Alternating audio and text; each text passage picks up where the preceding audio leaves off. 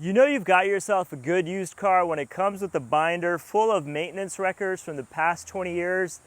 But don't worry, I'm not gonna read through the hundreds of pages that are in here of all the things that were done with this car. Instead, I found a sheet in here that lists all of the options that this car came with. So in this video, I'm gonna walk you through exactly the kind of E39 M5 I actually bought. Looking at what's listed here, you know instantly this car was manufactured in Germany, with German describing the color and upholstery, this carbon black car with the leather interior. And there's some options listed here that don't make sense to me, like the ISOFIX system, the dummy solapa. But those things don't matter. I just want to show you the things that are important to know about this car. Option S441A, the most important option in this car, the smoker package. I was actually wondering why there's so many ashtrays in this car. Now it all makes sense. First, you would need to light up your cigarette using this. Heat it up and then use that to light up your cigarette. Then you have two ashtrays for the rear passengers, both left and right rear door. And for the folks up front, you have this, conveniently located in the center console. I'm not a smoker, but if you happen to be one, then this M5 is for you.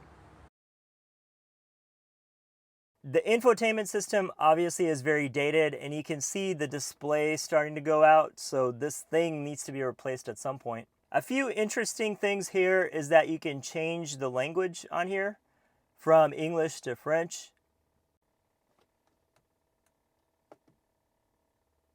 It has a DVD-based navigation system, which clearly is useless right now. DSP is digital signal processing.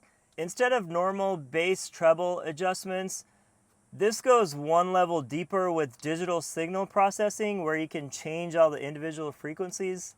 So there's clearly not much I'm going to be able to do with this. I don't need this anyway because I have the sounds of the V8 to listen to. So I don't care that it doesn't have Bluetooth or Apple CarPlay or anything like that. There is one interesting thing that I came across though. Push this, and you're greeted with a cassette tape player. The DVD and CD changer are located in the trunk, and I happened to push on the DVD eject button, and there's actually a CD in here. BMW onboard navigation system CD in here. This is like being in a time machine. Cassette tapes, DVDs, CD changers. Oh, there's also one more thing. In the door panel, there's a handy dandy coin holder. I would use it if I had any coins, but I can't remember the last time I saw one. This BMW comes with xenon lights, fog lights, white direction indicator lights, which is an interesting option, headlight washers. So you got the full package here. The plastic is so clear for both the taillights and the headlights that it makes me wonder if those were replaced at some point. I'll have to pore through that binder to figure that out. I like that this car has the option of the sunshade in the back window that rolls up and down electronically. Then it also has the manual shades for both of the rear doors. Those come in handy, especially when it's 110 degrees outside. This has a seat adjustment package. So you got the normal seat adjusting mechanisms, front and back and tilt. And then you can also electronically raise and lower the headrest. You have lumbar support, and then the seat bolstering extends out. So you have everything that a modern car has with these seat adjustment capabilities. All of the seat adjustments still work, thankfully.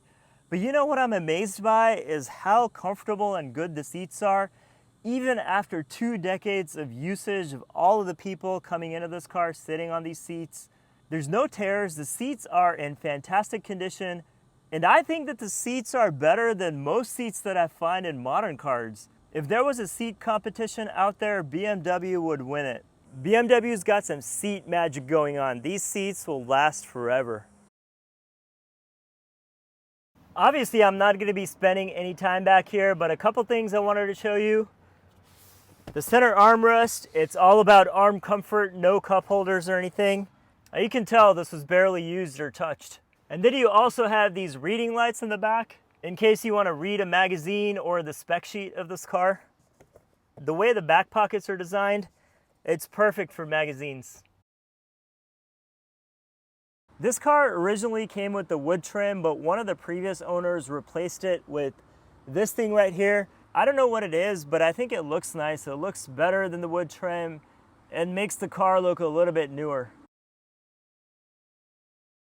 You know what I find really impressive? 20 years later, 121,000 miles, everything is still intact for the most part. It's not just the seats that are great, the interior dash, the molding. I don't know what kind of glue they use, but nothing's really falling apart. There's no jiggling loose parts. If you didn't know any better, you wouldn't think that this car was that old. It could be like a 5-7-year-old car. German engineering back then truly must have been something else, because today, if you were to take a car built in 2023, 20 years from now, forget it. That thing would be a pile of junk.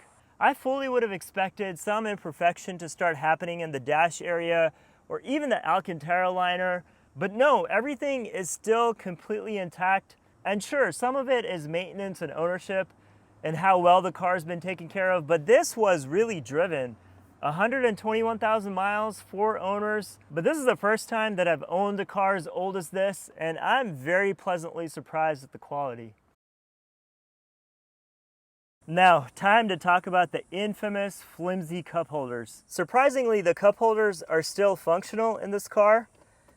They open up, although I don't really know what you can fit in here other than a very small styrofoam cup. And then one of the modifications here is another cup holder that was put in, although I don't know how much better this one is versus the stock ones that come with the car. And there's some sort of a sliding mechanism that's missing that I'll have to replace this with. This area right here is actually nice. You can put stuff in here like your phone or some other things. From what I can tell, the sound system in this car is actually pretty decent.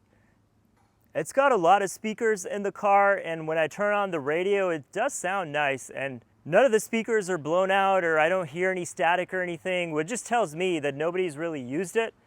But why would you? It's got a V8, that's all the music you need.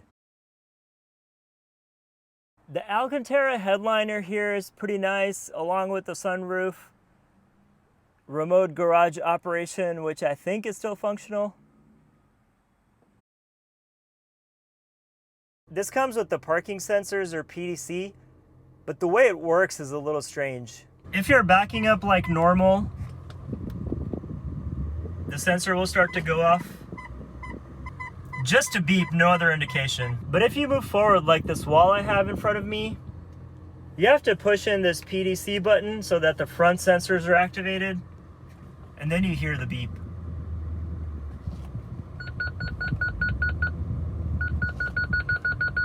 Otherwise, if you don't push the button, you're gonna end up hitting the wall with no warning.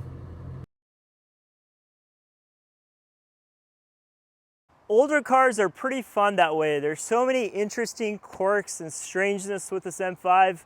It's like going on a treasure hunt and discovering all of these weird things about the car. And as I uncover more, I'll be sure to let you know.